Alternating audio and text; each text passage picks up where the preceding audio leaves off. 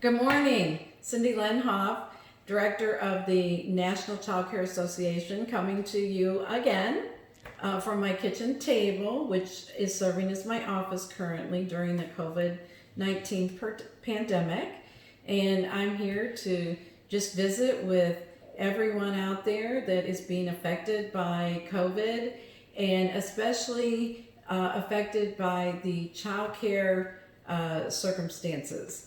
And those circumstances are very different. Some of you are parents, some of you are businesses whose employees need childcare, and then, of course, those of you working in childcare, the essential employees. And again, we want to make that, our first part of our talk here this morning is thanking all of you that continue to get up and go to work and do this and do it very differently. Having had to raise a lot of expectations for how we keep children separate, yet still in their familiar surroundings, doing activities and participating, in a normal day.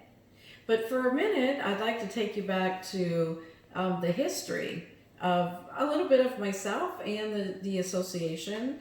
I started working in childcare as a 3-hour-a-day preschool teacher in 1980, and my sole purpose was to take my own daughter to childcare and preschool, who was 3 years old, for a few hours a day, but also be able to see what it was that she was getting to do and experience, because I was that stay-at-home mom and I wasn't sure if anyone could really take care of my child the way I could. But I wanted her to socialize and, have friends. And so this was what I did. Well, I fell in love with it. I worked for a wonderful lady. Her name was Virginia, and she was our director. And she really was a woman before her time. She was very, very dedicated to not only caring well for children and establishing high quality care, but also educating and making, teaching a big part of our day. Now, of course, that was prior to brain research.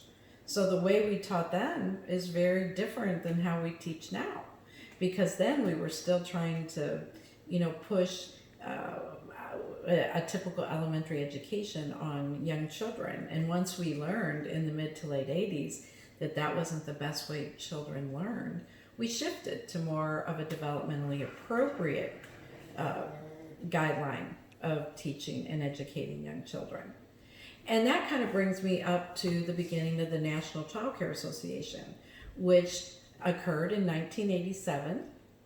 And actually, what caused a large group of people from different child care associations throughout the United States to come together was that because of brain research and the things that were starting, to be learned about how young children learned best, our federal government, with some state government influence, was starting to write rules and regulations for licensed private providers.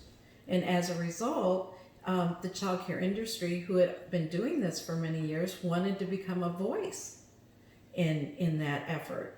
And so that's how this organization started. And they continued to be a voice for many, many years. But over time, things kind of settled down and providers became somewhat, satisfied with how things were going. And in the last couple of years, there have been some increases in the child care block grant. However, there's also been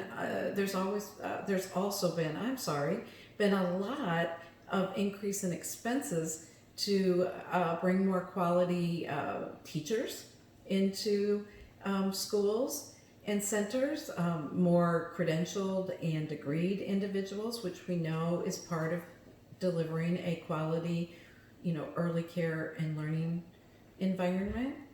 So while the expenses have gone up, it has been put back into, parents having to pay more, states having to pay more, but it's still an industry limping along. So now more than ever, we need to increase the voice of the National Child Care Association by not only including providers, but by including teachers and parents and business leaders.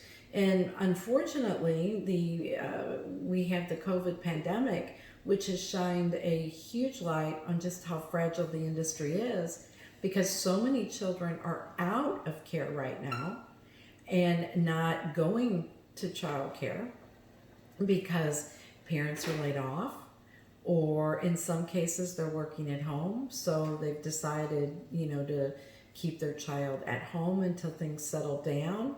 And so childcare providers are trying to pay bills on a lot less revenue.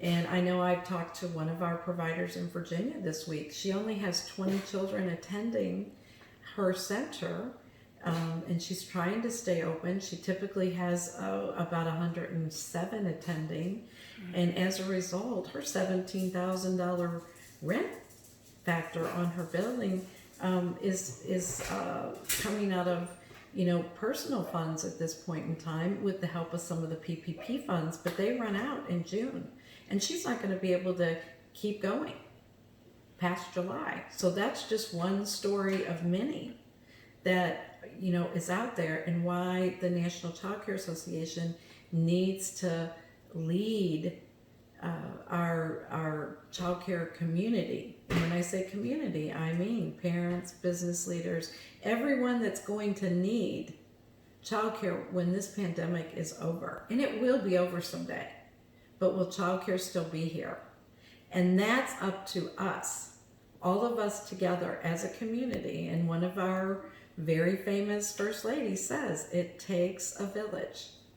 And this village is you and me.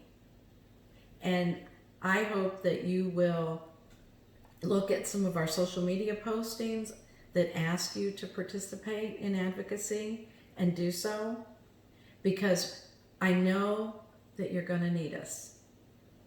You're going to want us to be there, and we want to. But this next stimulus